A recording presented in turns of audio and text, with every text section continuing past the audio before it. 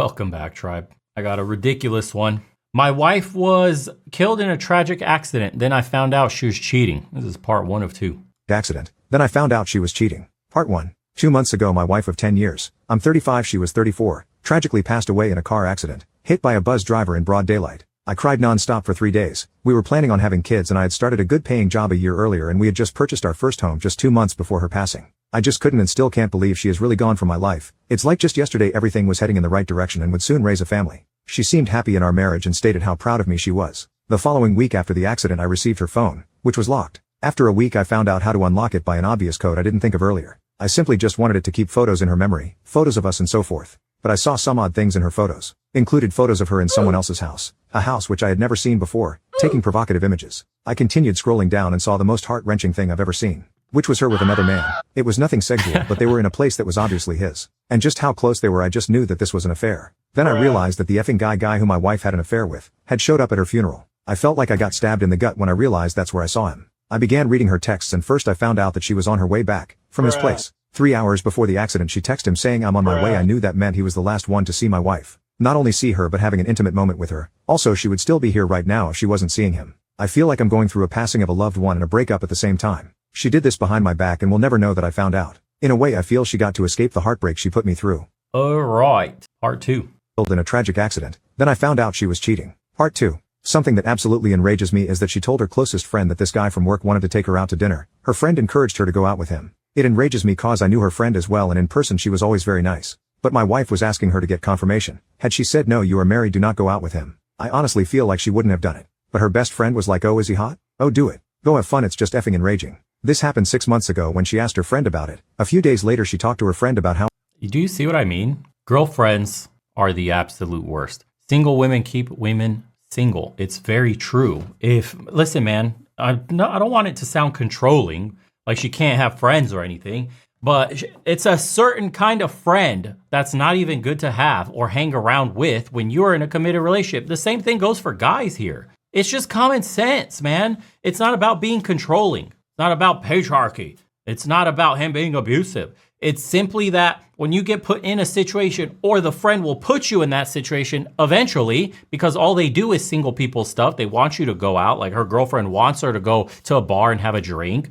to a nightclub, to keep her busy, to help her get some guy. And your woman is getting put in this scenario that she shouldn't be in when she's in a committed relationship. And ultimately, your girl, unfortunately, because that's all they do with one another, is gossip about their relationships and, spill the beans on every damn thing, is going to be mostly the negative stuff that she complains about, because she's not going to start the conversation with her friend like, girl, you won't believe how amazing my man is, how many flowers he bought me, how attentive. No, they blow off steam with one another, and unfortunately, her BFF is getting only the negative information about you, only the bad things you're doing, the fights that you're having, all the disagreements, all the yelling, all the I hate yous, all that crap. So in her mind, you're the worst man alive and her friend deserves better. And of course, and this is so stupid, meets a guy and then the best friend, like your woman was already having thoughts about cheating and then went with her best friend to confirm if she should cheat on you or not. And the best friend was like, yeah, totally. Get your guts busted up by a married woman. Wow. So remember, if your girlfriend has hoe friends, she's a hoe. Birds of a feather flock together. That is true. After dinner she went to his place and had sex multiple times. When I read that, I honestly got physically sick. I had a breakdown, throwing up in the toilet then crying on the bathroom floor. I just can't imagine that this stuff actually happened. But it did. How could she do this? But as the days passed and the initial shock began to slow down, I started piecing things together. During the funeral I noticed something a little unusual, which was this best friend of hers, talking to one of her coworkers. This was a friend from high school and there was no reason she should have known any of her coworkers. But she was in fact talking to her coworker who she had the affair with. Then she came and talked to me, gave me a hug. The guy who my wife was having an affair with, came and shook my hand. Something about that just makes me feel sick. Like I was being humiliated in a moment of grief. There was him and her best friend who knew about her affair. I couldn't help but wonder, did her coworkers also know? It's been a month and I feel no closer to breaking away from the heartbreak. I miss her. I want her to be alive. If she was, I would probably even want to fix our marriage. The thing that blows my mind the most is that there were no warning signs at all. Not effing one. You see what a beta male goes through? Beta male! I told you guys. This guy would even still fix the relationship. The freaking side piece. The chat came to the freaking funeral and shook your hand. Bro, spit in my freaking face, please. Just disrespect me right then and there. And everybody knows but you. High school friends know. Best friends know. Probably other family members know. What? Beta. Disgusting. Oh, you look good. Can I have... I have 3 kids. Do you understand me? I have 3 kids. 3 of them. Are you ready for that? Are you ready for that? Are you? Are you? No, I was just saying, like, you look good. And Okay, mister, I have 3 kids to go pick up at daycare. Are you going to help me? Okay. Are you going to help me? Okay, just give me some time to think. There is no time to think. I have 3 kids' diapers I have to change. If you're not ready to think about piss and shit, leave me alone. Okay, so when... I know what you're going to ask. I'm always busy. I am raising 3 rugrats. And they all bad as hell. Okay, you know what? I don't think this is for me. Exactly. Only the strong survive. Yes. It's not for you. It is not for you. You got it. Yeah, you got it. Walk the fuck away. Jesus, my God. Why are men expected to act like a husband in a boyfriend stage, but you don't feel as though you need to act like a wife in a girlfriend stage until somebody chooses to make you a wife? Make it make sense. If you never displayed qualities of being a wife, why would anybody want to make you one? It sounds like women just never want to put any effort first. Like, we feel like we just have to offer minimal effort and that should be significant enough. That and the cat should just have it in the bag. I don't know about y'all, but if I'm choosing to be in a relationship, I'm in it to win it. Do you want dinner, baby? Massage, baby? Baby, what do you need? Y'all are literally admitting to doing half it and then wondering why you still are not a wife. And they got the audacity to be complaining about why Suzanne's a wife before you. You haven't showed anything. You're doing what any other would do. Stand out. The comment section is always so ridiculous on Instagram. A guy says, if she says I'm not a wife until I'm married, run away. The responses from the women in the comments show exactly why most of y'all are still single. Because women are always running game. That's why they love simps so much. Facts hurt feelings.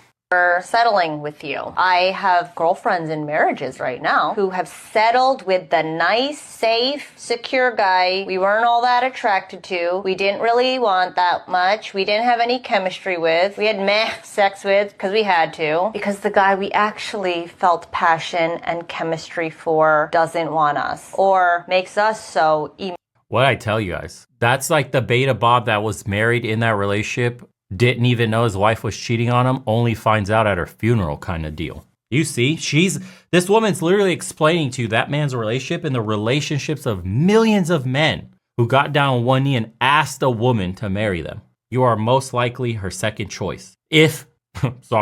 Seventh, eighth choice. Because the fact is, a majority of people in the West are now getting married in their 30s. Your woman has been around the town, hit the block back and forth, and came back around for seconds. You're nowhere near the top 5, my friend. That's just the truth. And if you were somehow in the top 5, you're exactly the guy that would not settle with that chick because you know your quote value, your worth. You're the guy every woman is angling for. Why would you get with a chick that's over 30 when you can go for 24, 25, easy, 23, easy, because you have everything? Think about it. The only men that get with older women are the men that are literally like the beta Bob leftovers that women have to choose from. And then they in turn, because it's a match to match on the SMV scale, they're getting leftovers in return. That the higher quality men are just like, putting their noses up at because they'll keep getting the younger ones. Look at Leonardo. He's the extreme example because of his fame and success. But any successful, well-off man is just keeping that number low, bro. Age range, got to stay low. 25, younger. Not dealing with anything older. Why? Because damage. Why? Because look at what they're telling you. How are you going to compete with these chicks that are now able to access men from around the world, get flown out around the world? Because we're talking about pretty women, not your average plain Jane. A pretty woman is getting solicited to go on the local boat at the local lake house or the river or the local, beachside properties. Huge cities like LA, Miami, New York. Oh, it's happening. It's happening. And if your girl's showing any sort of potential on apps like Instagram, whatever, she's getting DM'd. And she will be getting flown out. And she will be having an experience that you will never amount up to. That's the reality of the game today. It's sick, but it is what it is, bro. Welcome, technology has entered our lives. Nothing you can do to stop it. The only way is by vetting for people that hate technology, bro. You have to go against the grain completely today. You have to find somebody that despises it, that looks to engage in activities that don't use technology, that would rather be out like hiking in the forest or something, or go feeding some cows, or, something that just completely disconnects them. Instead of like, let's go to this restaurant, let's go to this nightclub so I could take a million selfies, so I could take photos of my food, so I could post it for internet brownie points, and constantly have their cell phone like surgically attached to their hand, can never get off of that damn thing. Like you have to watch people's behaviors today. If they're too dependent on a phone, red flag, bro. If their Instagram has posts every single freaking day and it's not a business that they're earning money from, next, dude, sorry. You have a problem with attention. You have a problem with self-esteem. You don't value yourself enough. Your opinion is based on nothing. The only thing that matters in your life is the opinion of others. They will be in between me and you in our relationship, our marriage. If the internet tells you something, you're going to do it. That's why you have all these TikTok single mommies at like 40, 50 years old thinking the grass is greener because TikTok told them so. And then they start crying. And then they face the reality. They deal with the consequences of their decision. Oops, TikTok isn't the real world. Those internet strangers disappear the moment you don't or are not their entertainment anymore. That's the reality, man. You have to be very careful. Because that's a bot that you're dating. Bots take their cues from everything else but themselves. You have to find someone that's strong-willed with an independent mind. And that's becoming extremely rare today. Emotionally unhinged and erratic that we can't look ourselves in the mirror anymore. Normally, those guys that we settle for don't make it happen. To us, it's like, well, damn, if you're putting up with it, well, okay, cool. If you're still here, cool. When you want to go, that's fine. But in the meantime, I got no one else. You're here to give it. Cool. I accept. But my God, I see how pathetic you are. And I will definitely use that to my advantage. We'd leave you in a heartbeat if someone better came along. And some of the comments are guys that obviously that hurt their egos bad. Because some dude's just talking about her looks. She's a 6 in the face girl, please. It's irrelevant. What she's saying is completely factual. Another dude is, I love her honesty and she's going to be 45 with cats alone. Again, women can get bailed out the moment they want. It is settling, but they always have a bailout. It's just not the preferred one. Regardless. Wow, that's usually how they really feel. It's sad, but true, of course. Yeah, and see, this is how you know men are lost too. Because this guy's saying she's very basic to be making such claim. If you don't truly care for someone, then just leave them alone. It's not how it works, Jason. Unfortunately, you're going to become the beta Bob because you can't accept what she's saying because you're most likely that guy that doesn't inspire women's tingles, that doesn't make them fifis explode, and will deal with these exact kind of women because you're going to be dying of the thirst and you need to quench it, and anything's better than nothing. And you will deal with some crazy, used up, psychologically damaged individual that's going to take you for a spin, and you won't have the spine to leave because that's probably the second woman you've ever betted your entire life. And it's been a goddamn struggle just to get to number 2. And this is how these relationships happen because it takes an unexperienced, low value man, low value by women's standards. We're not talking about what makes a man valuable to men, like utility and competence and all that. We're talking about strictly what women deem as valuable in men. So you have a low value male as deemed by the female population that gets with a low value female as deemed by the higher end male population.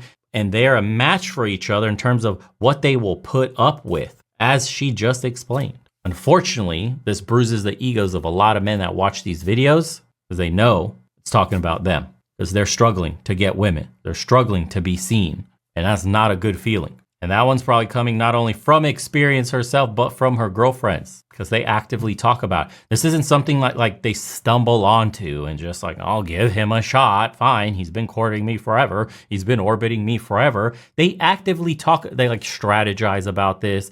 They keep you in the back pocket and they talk about how they're seeing this other guy. They're going to give this guy Friday night a chance, taking me out to dinner. He's way hotter.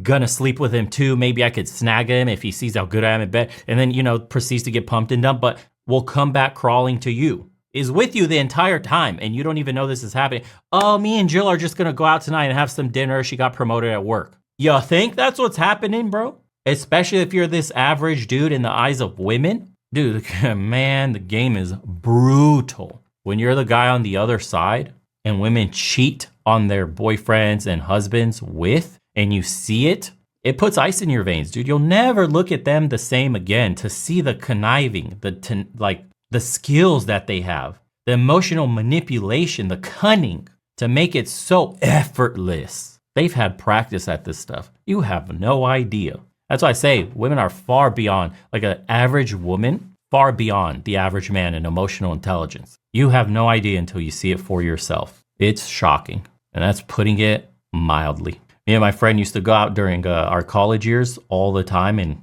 that was our only goal in life, was getting laid, because we were young, dumb, didn't know what it meant to be a man, or others had taught us that what it meant to be a man, or what we derived self-esteem from, was betting women. So, you know, at the end of a bunch of escapades, we were roommates, come into each other's rooms and like the next morning and nod and laugh, and then just talk about what transpires and the amount of women that just randomly put a ring on, or, oh, be quiet, I gotta call my boyfriend, or that's my boyfriend calling. He's called me like 7 times that night. Some of them were answering the phone call while the deed was being done. I mean, this isn't just some stuff you see in adult movies. There's a reason that adult movies make up some of these scenarios, because they've happened in real life. Yeah. I wouldn't be dating in the West with a 10-foot pole, let me tell you that. Unless she's from a small town with a strong family, especially a strong father, probably religious, doesn't care for the internet and all its absurdities, and values family the most. That's what I would do. Other than that, you got to leave and get a passport, go overseas and find those kinds of women in more traditional countries, because man, oh man, it ain't a joke. We'll see you guys on the next one.